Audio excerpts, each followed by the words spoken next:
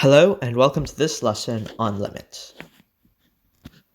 Just a quick about me, my name is Ritik. I'm a senior at Los Altos High School, and my favorite subjects are math, computer science, and chemistry. So to begin, I'll give you a brief definition of what limits are. So to put it simply, the limit is a value that a function reaches as it approaches but does not equal a specified x value. So, for example, on the graph on the bottom, you'll see that there's a linear function of, let's say, y equals x plus 1, and there's a hole or a discontinuity at x equals 2. Now, you'll see that if we just did f of 2, we can't really evaluate that because there's a hole at x equals 2. Right, so even though it appears the value should be 3, since there's a hole there, it's not actually 3. And that's why limits are useful. They tell us what the function reaches as it approaches to, but does not equal to.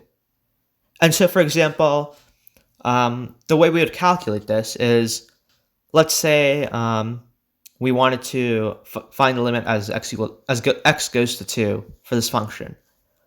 What we could do is take values for x that are getting closer and closer to 2 and evaluate the function at those points. So for example, at x equals 1.5, the y value is 2.5. Then we can move to x equals 1.75. The y value will be 2.75. And then let's say we take x equals 1.95. Our y value will be 2.95. And finally, let's say we take x equals 2.99 with 10 nines after that decimal point.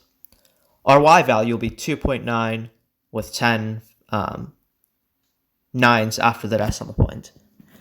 And so, as you can see, as our x gets closer and closer to 2, our y value becomes closer and closer to 3. And then we can also do the same thing on the right-hand side. So let's say instead of taking 1.999 and 1.75, we can do 2.25 or 2.0001. Whatever way we do it, we'd see that either way, we'll get closer and closer to 3. So the trick is to take values that are very close to 2, but are not actually 2. And so if we wanted to say that our limit as x equals to 2, as x approaches 2 for this function is 3, the way we'd write that is you'd see on the bottom right, we'll have lim, which stands for limit, and then underneath that would say x with an arrow sign goes to our specified value, so in this case 2. Then our function, so we can just write f of x, or we could write y equals x plus 1. And then finally, you'd have an equal sign and then the value that y is approaching. So in this case, it'd be 3. Now, as we saw in that function before, I mentioned that you can either take values that approach 2 from either the left-hand side or the right-hand side. So I said, for example, you can take the values 1.75, 1.9, 1.999 to calculate the limit, or you could take values such as 2.25, 2.1, 2.00001, and either way you'd get the same value. However, that's not always the case. So one-sided limits are the same thing as regular limits, except you find the value the function reaches as it approaches the x value from either the left or the right-hand side. And so for the bottom left, for example, you'll see in this case, the two left and right side limits don't match. So from the right, you'll see that our function is getting closer and closer to 2, and then finally there's a discontinuity at x of 0. But you'll see that the y value approaches 2, so the limit from the right-hand side is 2.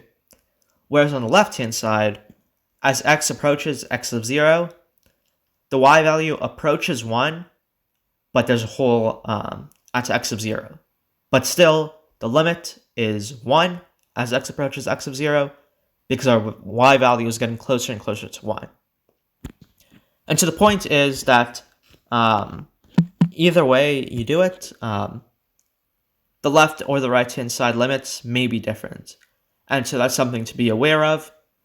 And when you're calculating the functions or when you're writing out the solution, you'll see on the bottom right, it looks very similar to the notation for a regular limit.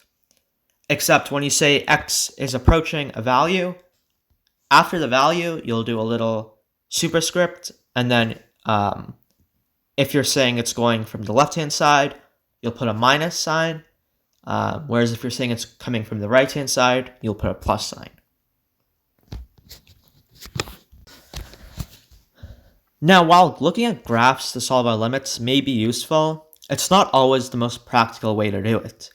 And that's because it may be very difficult to draw some graphs, and also sometimes you just may be asked to solve it algebraically because it's much faster to do so. Now, there are several ways to solve a limit algebraically. And the most simple way is through direct substitution. And what this means is that you simply plug in the x value that the function is approaching into the function. So if you look on this diagram, in the middle pathway, you'll see that there's an example of the limit as x goes to 3 of x squared. Now, simply, if you just plug in x equals 3 into the function, you got 3 squared, which is equal to 9. And you can verify this by graphing, but it makes sense intuitively because you know that as x gets really close to 3, our y value will also basically get very, very close to f of 3, which in this case would be 9.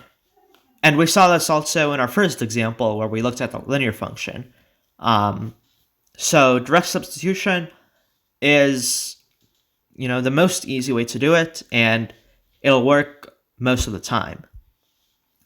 However, let's say you were to try doing that. So let's look on the right-hand side for the diagram. You'll see on the example of x squared minus x minus 2, all divided by x squared minus 2x minus 3. If we plugged in x equals negative 1, which is what x is approaching, we'll get 0 divided by 0.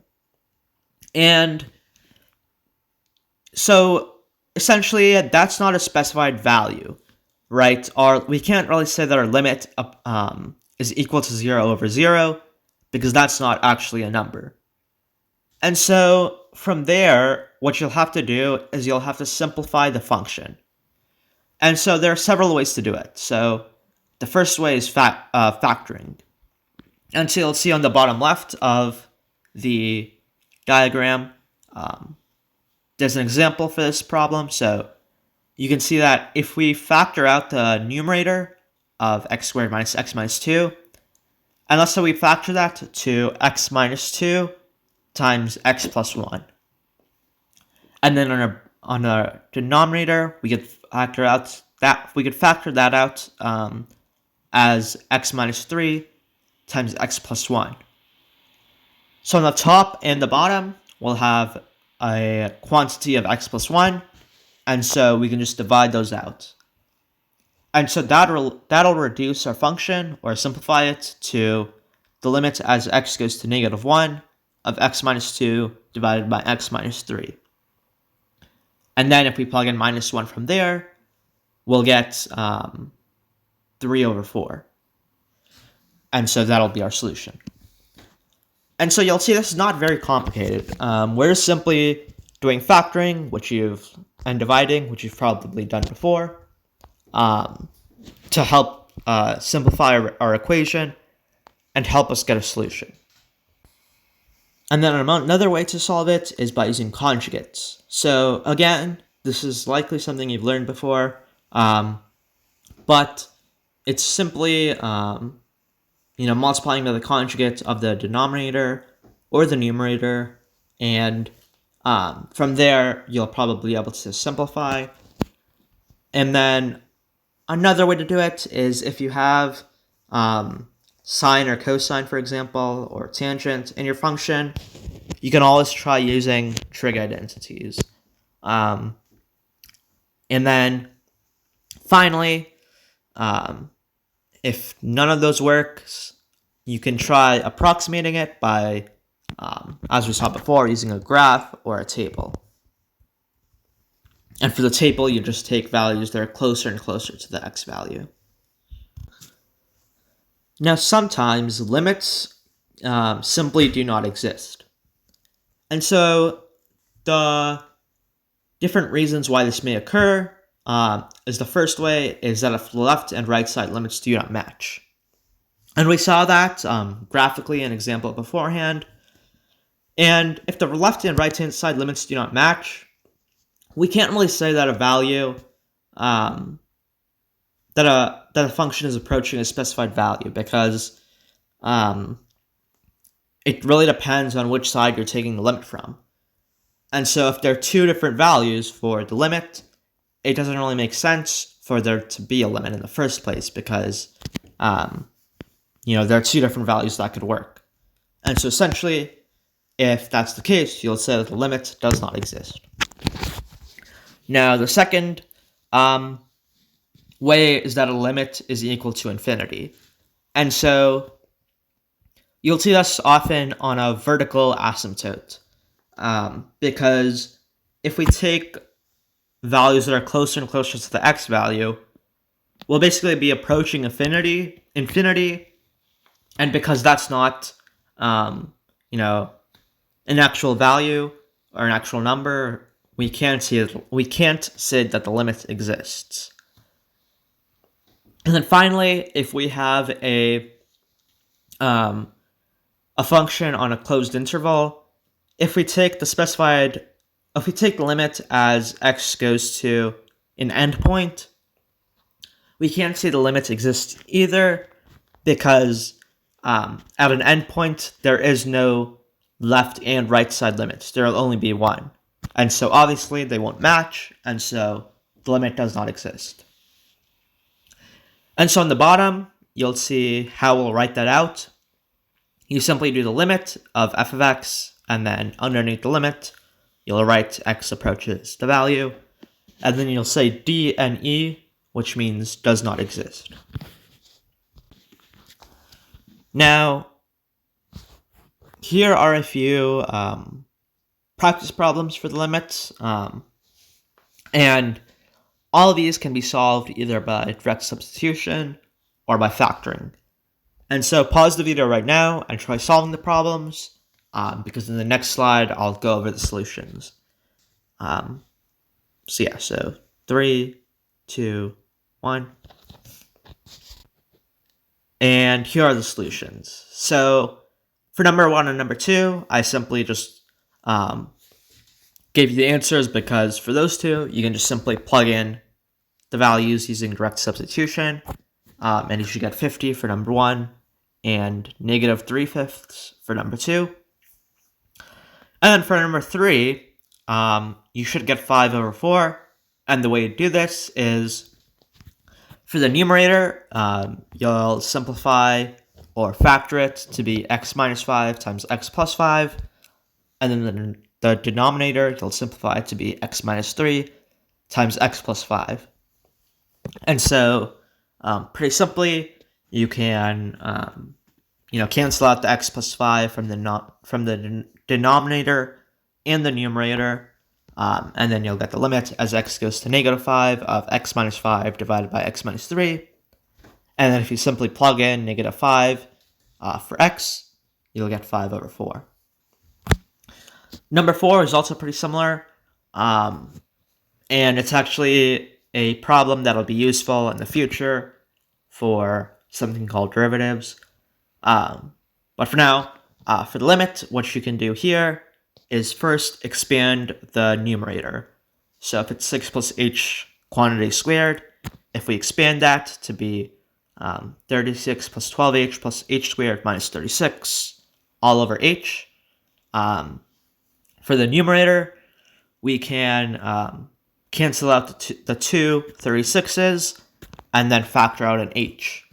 And so we'll get h times the quantity of 12 plus h all over h.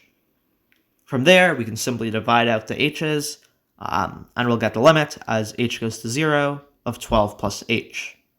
And if we plug in 0 for h, using direct substitution, we'll get 12. So that'll be it for this video. Thank you so much for watching. Check out our links to Project Slam's website and social media pages. And thank you again so much for watching, and I'll see you next time. Goodbye.